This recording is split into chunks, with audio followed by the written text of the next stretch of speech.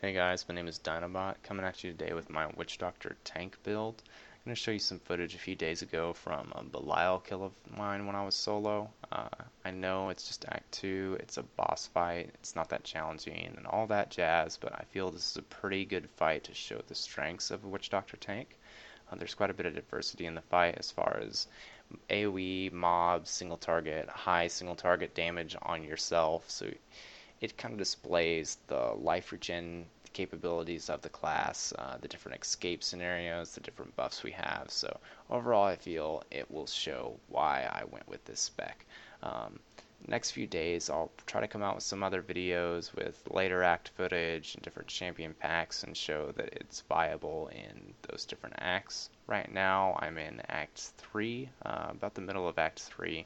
I have gone ahead and skipped 2 and killed Asmodin just to see if I could tank him. It's just as easy. I'll go ahead and show a video of that too, but I want to go ahead and follow a certain progression in the game, and right now that progression for me is Act 3. Now, just to let you guys know, this is an extremely gear dependent build. It's not something you can really do cheaply.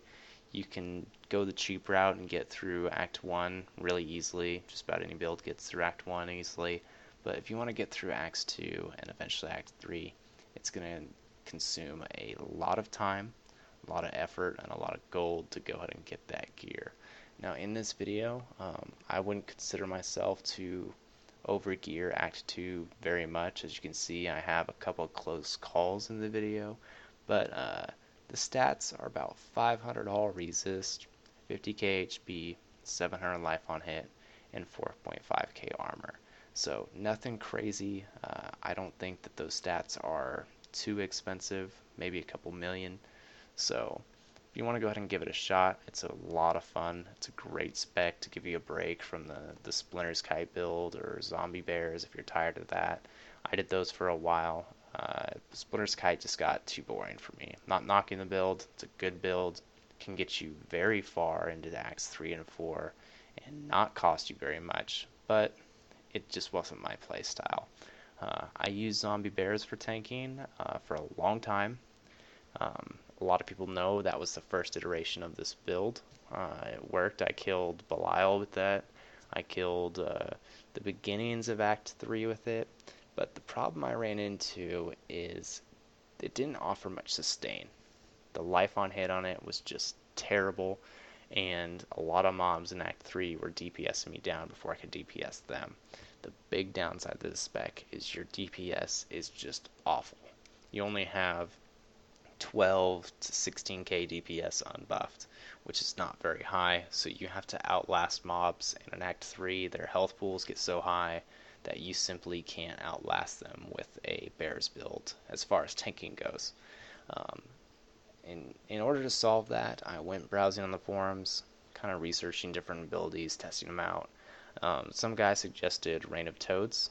I reference him in my thread, and it kind of changed my world as far as tanking in Act 3 went. It finally offered me the sustain to go ahead and do Act 3, make it a joke. And I think that with enough DPS, because I'm at the point where I need more DPS without sacrificing any hit points or tanking stats, that it will push it to viability in Act 4. So it is a very, very strong ability. It casts for 2 seconds in a spot and stacks upon itself.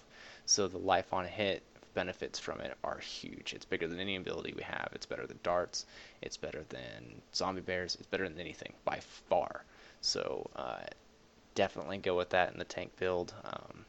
I know it can be a little bit different than what everyone's used to. Not many people like Reign of Toads or think it's very useful, but as far as the tank build goes, it is extremely valuable, probably the most valuable ability we have as far as tanking goes, because it gives you, like I said, that sustain. You can see in this video I'm getting hit for often 15 to 20k and getting it back extremely quickly.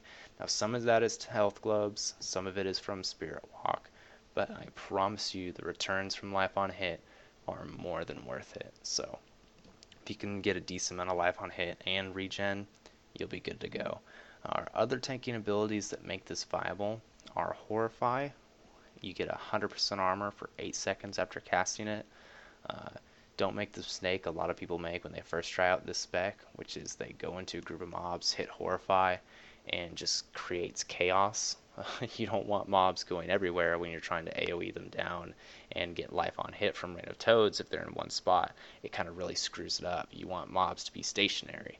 So what I would do is pop it right before you run into a group of mobs, and if you need to pop it again during combat, run out so you're just out of range of fearing mobs, and then cast it and run back in. It is a huge benefit to your damage reduction. If you run into a really hard pack, you can cast it. When it falls off, kite, wait till it comes up again, cast it again, and that way you're sustaining 9 to 10k armor at all times.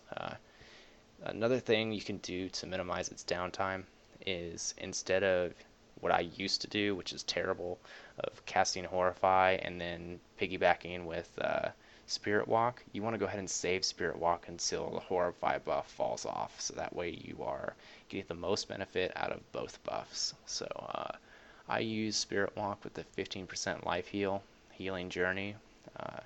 It's a really, really, really good rune if you have a decent amount of life. It saved me more times than I can count. As far as Soul Harvest goes, I cast that on cooldown. I use the Siphon for extra life. It's not that much, but it's enough to make it a noticeable difference, especially if you're tanking an AoE. It also gives you a lot of DPS. Probably increases your DPS 6 to 7k, and when you have as low as 12 to 15, that's major. So the other thing I use is Big Bag Voodoo. I use the 5% life heal every second. It is also a game changer. I would recommend it as being required for this build. I used to use the mana one when I was using zombie bears, switched to the healing one, and it is just crazy. You can tank just about anything, any difficulty, with all your cooldowns up. Now, the problem I'm having is I don't have enough DPS to go ahead and sustain the fights. Mobs will kill me before I can kill them. So I just need to work on getting more DPS without sacrificing any tanking. So there's the fight, there's the kill. As you can see, it was pretty much a joke. If any questions, I have a thread up. Go ahead and comment in there. And if you like it, like the video, and I'll be coming out with quite a few more of these. So have a good day. I hope you learned something. Talk to you later.